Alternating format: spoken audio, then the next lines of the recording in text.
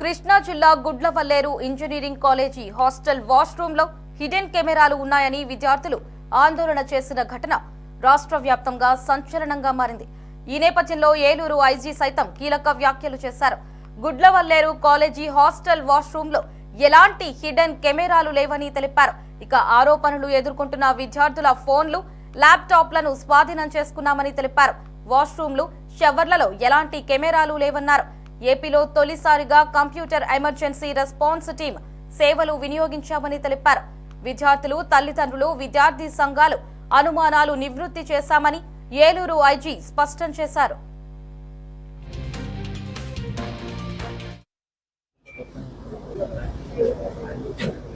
గురించి మీకు తెలియజేయడానికి ప్రెస్ మీట్ ఏర్పాటు చేయడం జరిగింది.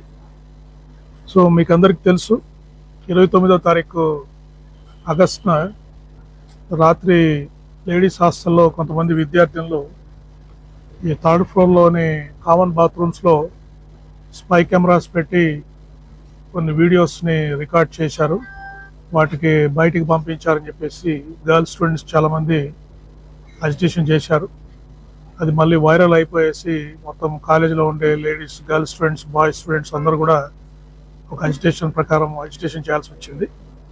సో దీని గురించి సమాచారం తెలిసిన వెంటనే లోకల్ పోలీసు ఆ రోజు రాత్రే రష్ అయ్యి లా అండ్ ఆర్డర్ అంతా మెయింటైన్ చేయడం జరిగింది. తర్వాత నెక్స్ట్ డే 30వ తారీఖు మన ముఖ్యమంత్రి వర్యులు, రాష్ట్ర ముఖ్యమంత్రి వర్యులు గౌరవనీయులు శ్రీ చంద్రబాబు నాయుడు గారు కూడా ఒక కమిటీని పంపించారు.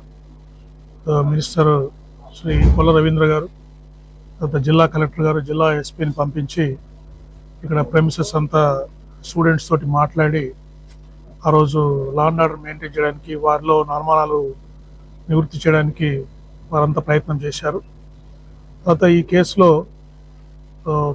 స్టూడెంట్స్ నుంచి కంప్లైంట్ తీసుకొని ఈ క్రిమినల్ కేసు కూడా రిజిస్టర్ చేయడం జరిగింది.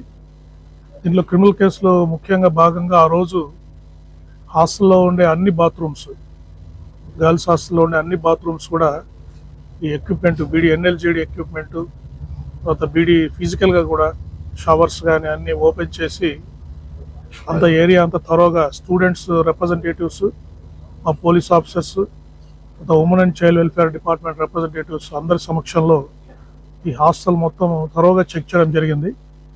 దాంట్లో కూడా సీసీ కెమెరాస్ కానీ, తర్వాత స్పై కెమెరాస్ కానీ, ఎటువంటి ఎలక్ట్రానిక్ డివైజెస్ కూడా ఆ బాత్రూమ్స్లో ఉన్నట్టు మనం గుర్తించలేదు.